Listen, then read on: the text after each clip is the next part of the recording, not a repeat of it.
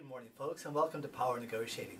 This is Reed, and we're going to be talking a little bit today about step number 2 in the professional process in sales, the needs benefit analysis. And you're going to say, Reed, that sounds very complicated. What exactly is the needs benefit analysis?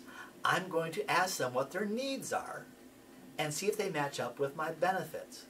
And this is the most important process in the entire sales procedure, entire negotiating procedure, because if I find out early on that I can't meet their needs or they're not interested in working with me, I want to get rid of them.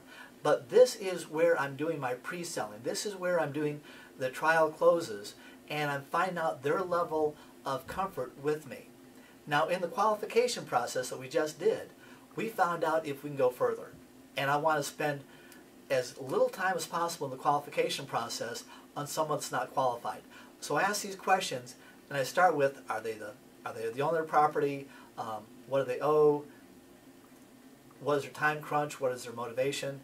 And find out if they're qualified first, and I eliminate those people that are not qualified as quickly as I possibly can.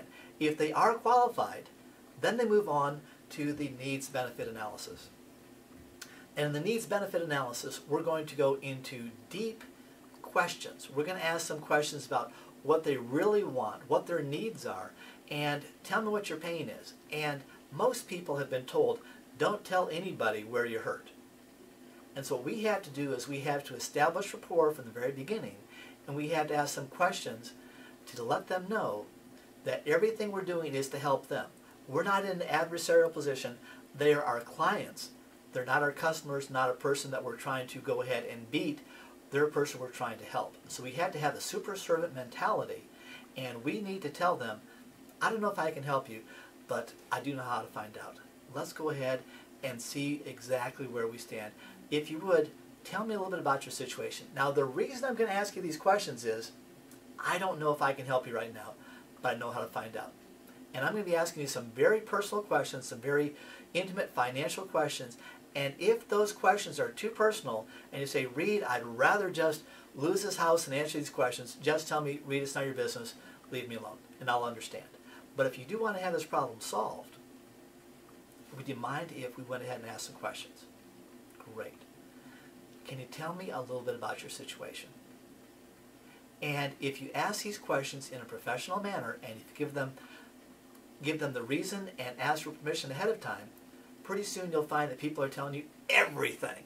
And as they start telling you everything, what you want to do is you want to be writing these down. And you're not going to be transcribing their conversation. What you're going to do is you're looking for the bullet points of what their needs are.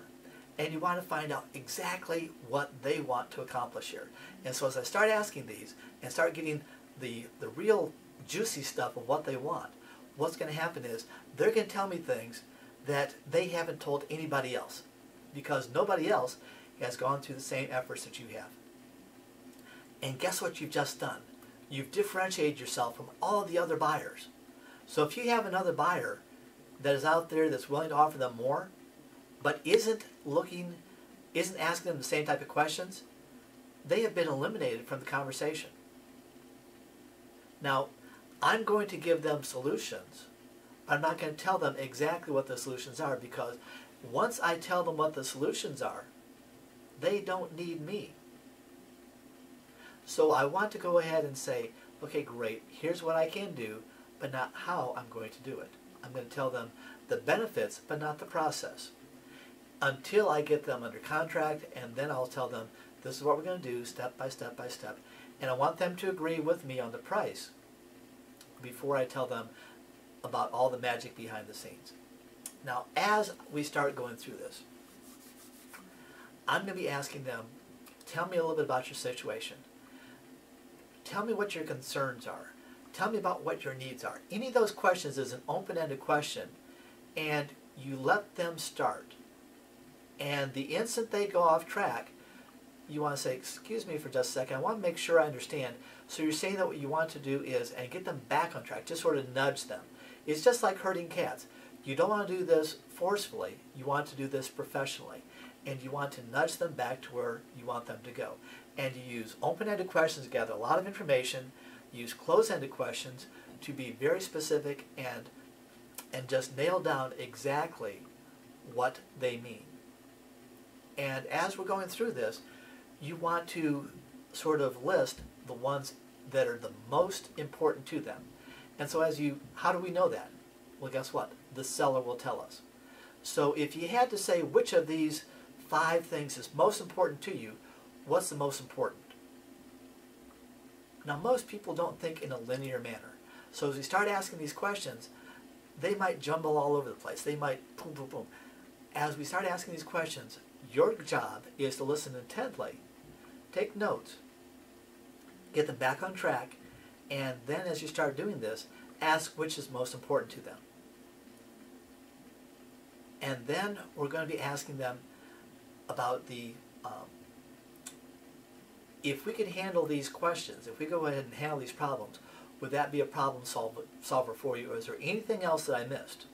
Now, sometimes people will list 3 or 4 things, but the really important thing they didn't discuss because either it's embarrassing or they don't trust you enough, you haven't built credibility with them. Now, typically, I do this in front of them. I do this in person. If I'm going to do this over the phone, it's a little bit harder to build that rapport. But if I am doing it over the phone, use the same process. You lower your voice, you slow down a little bit, you articulate and enunciate every word, and you ask them questions, you write down questions on a notebook, and with everything you do, you become a professional. And as we start asking them about what their needs are, and you start finding out exactly what's most important to them, we start to get a feeling for, is this really what they're looking for? And which of these are sort of irrelevant? Which of these can we go ahead and dispose of? Now, that's going to be a difficult thing to do, and we'll go over that in our next session, which is the presentation.